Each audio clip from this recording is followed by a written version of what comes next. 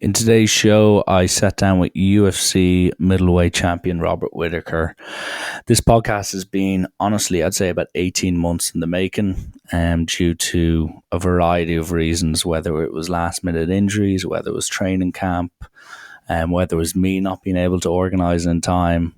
For whatever reason, we haven't been able to schedule this. So to finally get it done has been absolutely incredible. And for those of you who do not know, Robert's defending his title in October and what has been tipped as one of the biggest fights in UFC history. So I really enjoy getting to sit down with him, for him taking time out of his no doubt intense training camp and preparation. And I hope people enjoy it. And then apart from that, I'd like to point out that the Patreon account has grown in strength, which is absolutely fantastic. So for everyone who's donated your 90 cent a month or €5 a month, it is very much appreciated. And I actually do genuinely mean that. I know it might sound cringy and a bit cheap, but it genuinely makes a huge difference to the long-term process of this podcast and ensuring that I get good guests on. And I think the guests are improving. I think it's getting more consistent. I think the uploading's getting more consistent. So if anyone has anything to give, whether big or small, it'd be very much appreciated, because as I said, I absolutely adore doing this. It's something that started out as a joke, and the fact now I'm coming up to my 40th, actually I'm well over my 40th episode, it's a bit surreal. And getting the opportunity to sit down with people like Robert and other famous sports people and politicians, etc., is something that not many people can say they can do. So if you can help, please come along for the journey, so to speak. And yeah, enjoy the episode. Let me know what you think.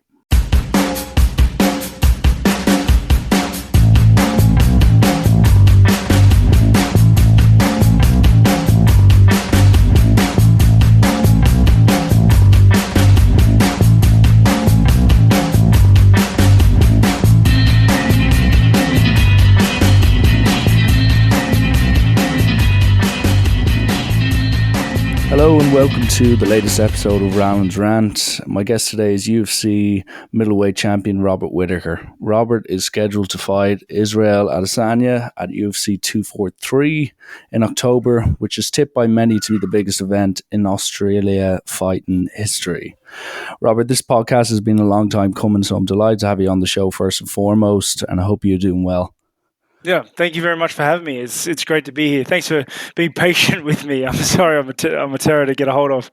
No worries. Listen, part of being a podcast host is being patient. So, as I said, I'm happy to get you on. So whether it takes a week or a year, it's worth it in the end. So I usually start most podcasts delving into the guest's childhood and upbringing. In your case, it's particularly interesting. It's been much talk about, because you were born in New Zealand and then you moved to Australia after a couple of weeks after your birth. So, like, when you were growing up, are all your memories based around your time growing up in Australia? And if so, what memories stand out in your memory?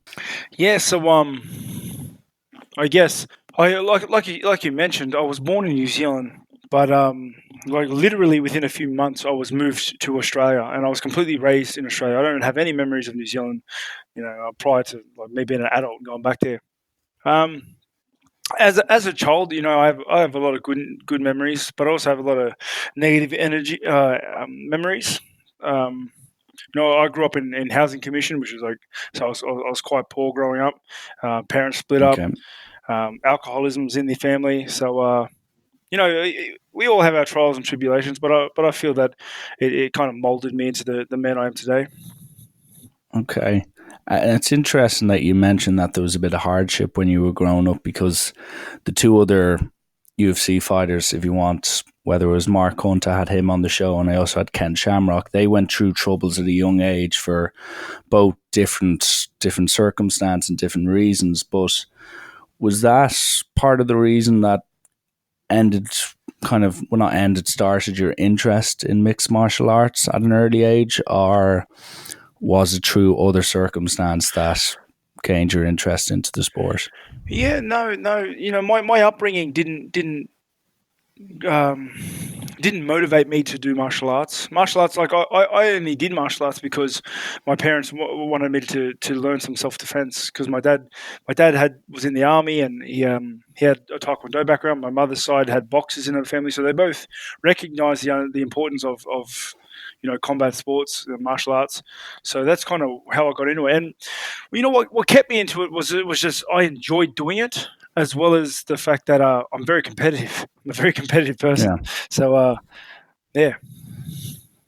Okay. And like, was there ever an alternative or like a realistic, like alternative career at that stage? Like, say when you started taking it seriously in about 2009. At that stage, was there another career path on your mind, or was it very much established well beforehand that you're going to give mixed martial arts a go and try to No, take it seriously and make it a profession? no. To be honest, I didn't. I had no expectations of me being able to make a living out of martial arts. I never thought that I would be in the position I am today. I, my whole Okay. thing was I was going to get a trade. I was going to be an electrician and fight and do martial arts on the side, because that's just a part of who I am. I was just doing it out of the love for it, and I'm very grateful that I got the chance to go to the Ultimate Fighter house, and then win that, which kickstarted my career in the UFC, which then made fighting for a living a realistic option. Well, that's rather interesting. Mm. And as you said, when you got to the UFC and won the Ultimate Fighter, before that, you had sometimes would say Australia's Extreme Fighting Championships and other organizations, and that allowed you to build up I think it was a 9-2 record, a win-loss streak, so to say. And like, Mm. what was there any experiences in those few years, but prior to the UFC, that in hindsight you look back on, whether they were lessons or experiences that really stood to you later down the line for the good or the bad? You mean in my early career before the UFC? Yeah, prior to the UFC. Yeah, there was a lot of lessons I learned, like guiding, weight cutting, fights themselves, um, certain aspects in the fights, how I was training. There were a ton of lessons I learned, moving into the UFC, and then early in my UFC career, there were hundreds more lessons that I had to learn, the hard way, and yeah, it's they weren't always easy, but I feel like in the end, I definitely benefited from those lessons. And you, as we've previously mentioned, you won the Ultimate Fighter in 2012, and shortly after that, you suffered back-to-back losses to Court McGee and Stephen Thompson, and they're really the only major blips you've had in the UFC. Yes, there's been, I'm sure, struggles through training or preparation or the mental side of it, but they're the only losses, so to speak, in the UFC. Like, is there any, can you put them down to any specific reasons? Like, how mentally tough was that period of back-to-back losses and Yeah, re-establishing yourself as a person, but then also as a fighter moving forward? it was terrible. It was very hard, very hard. Um, exactly as you said, I had to rediscover myself as a fighter and as a person. More importantly, I had to really look at what made me tick, what I was missing. How far I had strayed from who I wanted to be when I was younger, and who I am today. And you know, in doing so, though, I feel I got much closer to my family, much closer to my wife, um, and in fixing that aspect, it directly improved my fight game aspect. The two are not like mutually exclusive; they're together.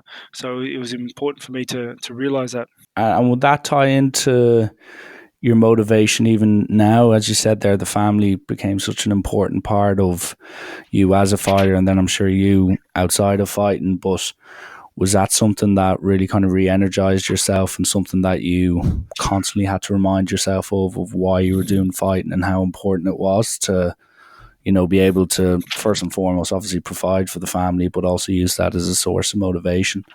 Yeah, I had to. I had to do it, and then And like the man I am today, like because I went through that period, I realized like how I can stray and what I'm fighting for and what I'm doing it for and who I want to be and I just keep myself in check. I just keep myself conscious of the fact that like it can happen, you can stray. And as I said, they were the only really two blips so far in the UFC. In your time in the UFC, and you bounce back with a unanimous decision against Mike Rhodes, and then all of a sudden you move up to middleweight. So, like, what was the thought process behind that? Was that a case of you wanted to make that decision? Was it your coaching camp? Was it someone outside of that said, you To, know what, to you'd probably be best suited for it? Yeah, to move up to middleweight. Yeah, it was a decision I made because I was getting bad anxiety thinking about the weight cuts, um, leading into fights because it's just how hard they were. And then the last cut I had at welterweight was pretty terrible for me. It hurt. It hurt. It was very hard Yeah, I to could do. imagine. And yeah, it was either move up or quit. And specifically speaking, whether it was, I remember I asked Ken Shamrock about his weight cuts, and he gave us some pretty bleak early mornings and lack of sleep, days where they had to basically starve themselves and sit in baths and all that type of stuff. Was there any moments where you went through the ringer? Because there's been a lot made of the weight cuts and the fact that there should be more maybe adaptable circumstances, a more healthy way of going about it, rather than having to pretty much dehydrate your body from top to bottom over the course of 4 or 5 days. Like, was there any particular moments that really stand to you, whether it was sitting in a bath, sitting in a sauna, having to lose 20 pounds in 24 hours? Like, is there any memories you have of certain weight cuts that stand out, in which it makes you look back and go, thank God I'm a middleweight now? Yeah, all of the welterweight ones. Honestly, every single one, especially that last one. That last one, I did 7.4 kilos on the day, morning of, and yeah, that's stupid. you know, Yeah. I just, yeah, I would never go back. I would never go back for any amount of money. And do you think that's, I remember talking to your fellow fighter Mark Hunt about it. Like, can you recover? Like, do you feel 100% after making such a dramatic weight cut? I know you've got 24 hours or even a bit longer to get food on board and rehydrate yourself, but do you still feel the effects of it for a day or two or maybe even 3 days after? Or do you feel 100% while you're entering the octagon?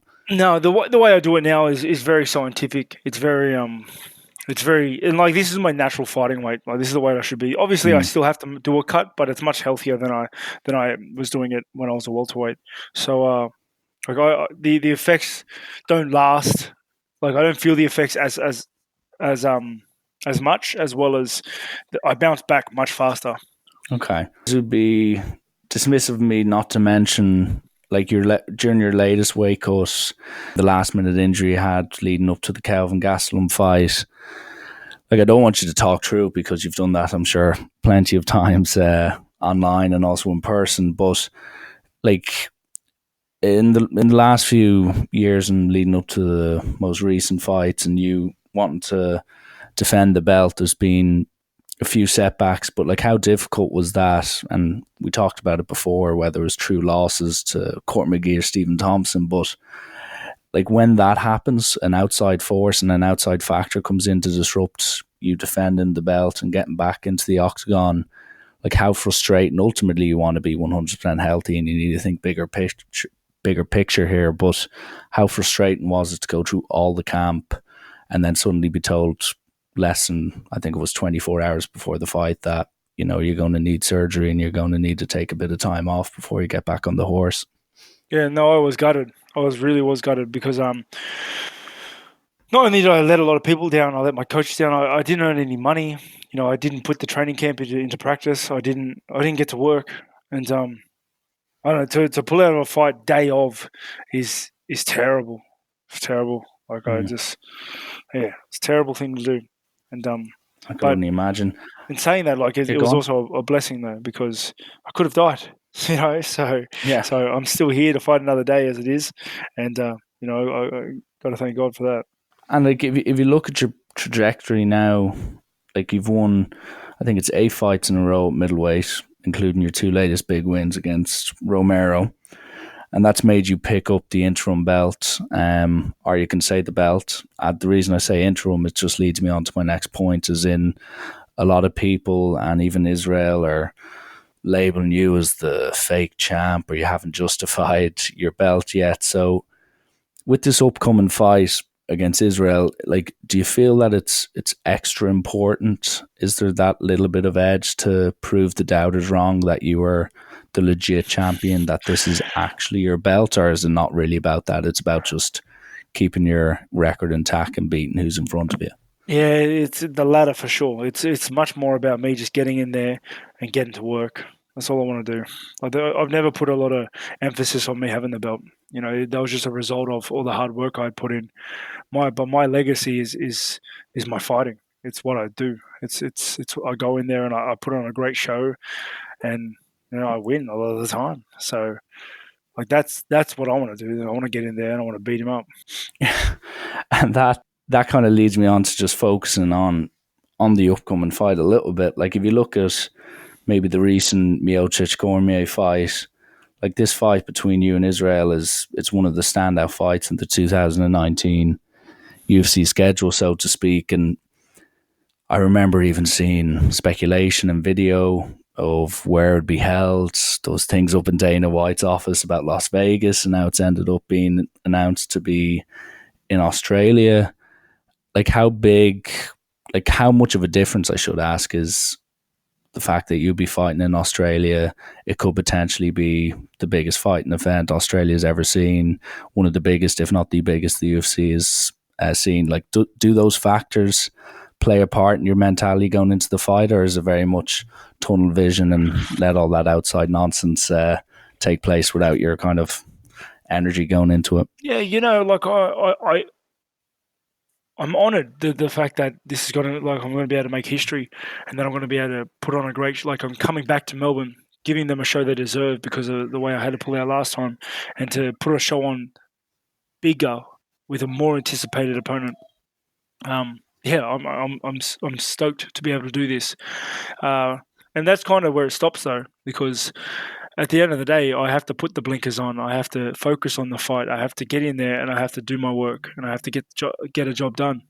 Yeah, no, I get you. And like, how much leading up towards this fight does the fight consume you? Like, I know you've got intense training camp, but like, in other words, like, what do you do to park that? What do you do to be able to spend time with the family and not have your mindset or kind of thought process elsewhere? Can you chill with friends without having to be reminded about the upcoming event? Like, what do you do to get away from it all? Yeah, the biggest thing is that for me is that I'm very good at switching off. It is very important in our industry, in our sport. There's a lot of pressure, a lot of a lot of anxiety involved in this sport. It's pretty, yeah, it's exciting. So to for me, I just when I leave the gym, I switch off. I put a podcast on that's usually about video games. I get home, I spend time with my kids, and I just play with them. Or then I jump on my computer and call up my friends, and we play some video games, and we just enjoy. And I'm just in the moment. I'm playing games, or I'm playing with my kids, and I'm not worried about fighting. I'm not worried about any of that. Okay. And I sort of have to ask it, what is the massive craze with Australian fighters being obsessed with gaming? Because when I was interviewing Mark Hunt about a year or so ago, it took him about 15 minutes towards the end of the podcast before he stopped to quote himself, slaying some noobs, because he was obsessed with gaming. So where does the common ground of the love of gaming come from? Yeah, I don't know, to be honest. I do know Mark Hunt's been a gamer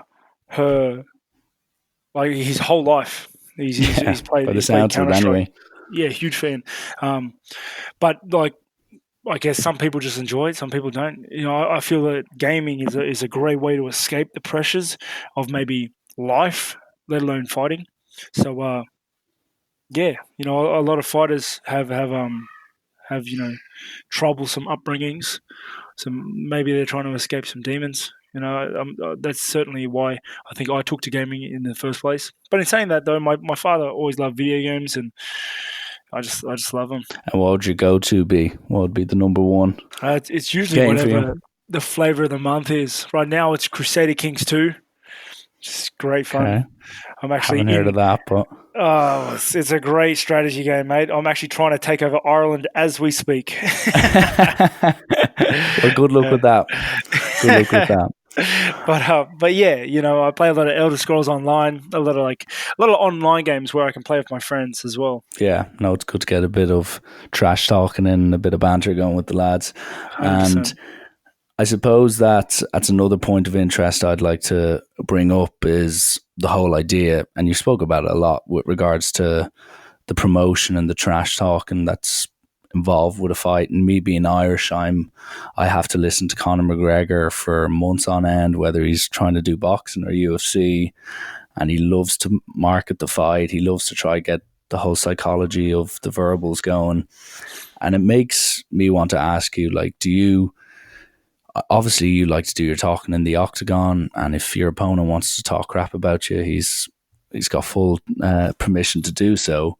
But do Hmm. you feel that there could be an element of your fighting game that you could be missing out on? Like, do you genuinely feel that opponents can, well, maybe not opponents, but fighters can get a mental advantage over an opponent by basically talking shit to him prior to a fight? Because in my view, in my experience, especially with, say, someone like Conor McGregor is so effective at it, it can make a massive difference prior to the fight. Yeah, I feel that some people can certainly get affected by smack talking and getting in people's heads.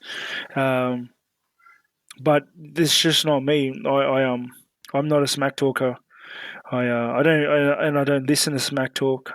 So it's a positive and a negative, I guess, because it's positive because I don't have to be involved in any of that stuff. I don't have to worry about opponents getting into my head or anything like that because I'm just not involved. But it's negative in a way that because I'm not selling the fight as hard as I could be, if I was doing so. Hmm. But that's just me, and I'm not gonna change who I am for the sake of selling fights or any amount of money. I'm going to stick true to who I am and what I represent, and I'm going to run with that as far as I can.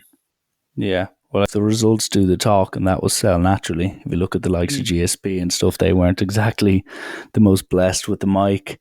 And like yeah, even looking towards, or even maybe like, do you look towards the future and ever think about like what type of legacy you'd like to leave in the sport? Like, is there? I know Daniel Cormier has gone on so much about like, oh, I wanted to be done by 40 and kept fighting. Like, do you look that far ahead? Like, can you afford to look that far ahead with regards to thinking what legacy do you want to leave, and is there a certain age you'd like to be done by? yeah. I'd like to be done by 35. Like that's just me. I'd like to be done by then. Um, just because I don't want to be fighting my whole life. And Yeah, brain damage is real. I know this, yeah. so I'm going to do my best to maintain my brain and to maintain my health. And yeah, I feel like I'm going to get some prime. I'm going to hit the iron while it's hot. I'm going to put everything I can in these next years, and then bow out when it's time to, and then move on to other endeavors. And like speaking of other endeavors, and as you said, like some people argue there's certain ages where you're in your prime, and I'd say for most middleweights it tends to be, as you said, between really the age you're currently at and the early 30s, so you'd be hopefully at the prime of your power. But like, is there other things outside the octagon that you're kind of preparing for that'll make the transition from UFC fighter to whatever businessman or other bits and bobs that you plan on doing when you leave the octagon for good?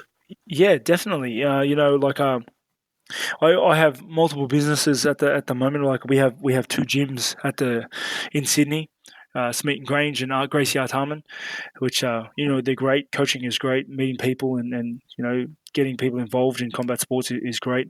But also we're working on a podcast, Grange TV as well. May have heard of it.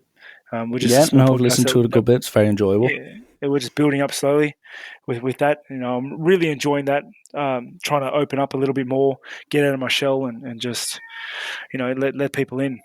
And yeah, we've got some educational programs we work around as well. So yeah, well, there are a lot of endeavors I'm currently pursuing outside of the fight world, which is why I don't have time to smack talk and all that sort of stuff because I'm busy. I'm a Yeah, busy man. that's a good thing to be doing.